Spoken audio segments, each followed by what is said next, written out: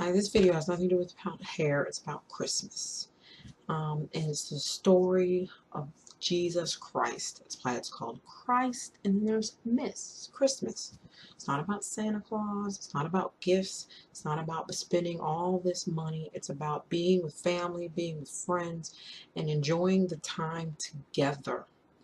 And one of the aspects that, of the story, as I think about it, is, you have Mary, who's most likely a teenage girl, pregnant on a donkey, traveling from one city to another city to Joseph's hometown so that they can be part of the census in order for the Roman Empire at that time to determine where all the boys were so eventually they could kill them, which is what happens, but Jesus is saved from that. But can you imagine being Mary? And Mary's story is quite extraordinary anyways.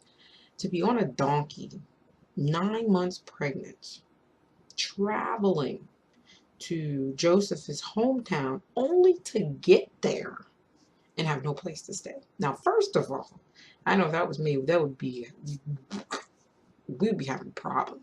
But what is to me, and it just dawned on me, is that he went home and there's nowhere for him to stay.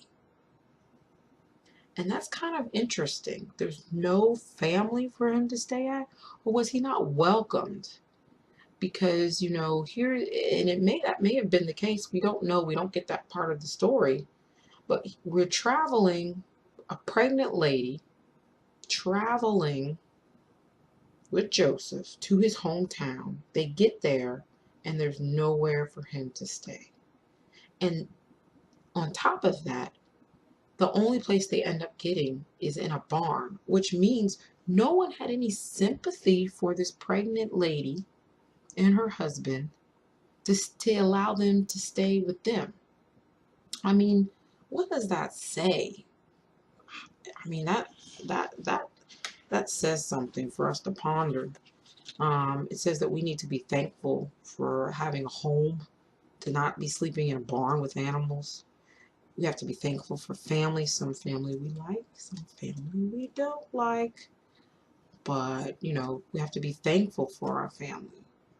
And the fact that they didn't have any family in Bethlehem is just odd.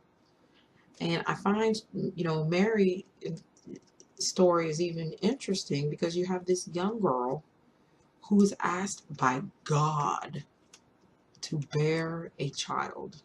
His child, not just any child, the child of God. I mean, I'm a mother and I'm thinking it's already, you feel overwhelmed to have to raise children. But on top of that, you now have the responsibility of raising the child of God. I can't really wrap my head around that. Like, how do you raise the child? I mean, she did it.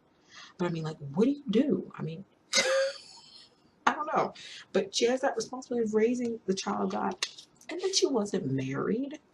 So that was, oh, I mean, she was probably talked about and called a hoe and all kinds of other things on top of that.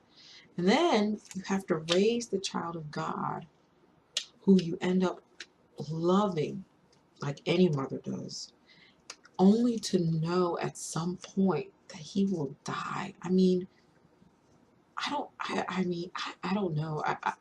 I have two boys of my own, and I couldn't imagine, you're pouring all your heart in you with the thought that he's going to die, and not die a glorious death, not die because he's the son of God. I mean, he's dying because he is the son of God, and that is his purpose.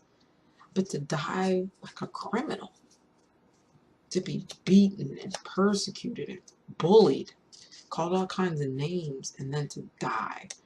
I mean, I haven't lost any children, and I pray that I never lose any of my boys. But that seems like a very hard thing. I don't know.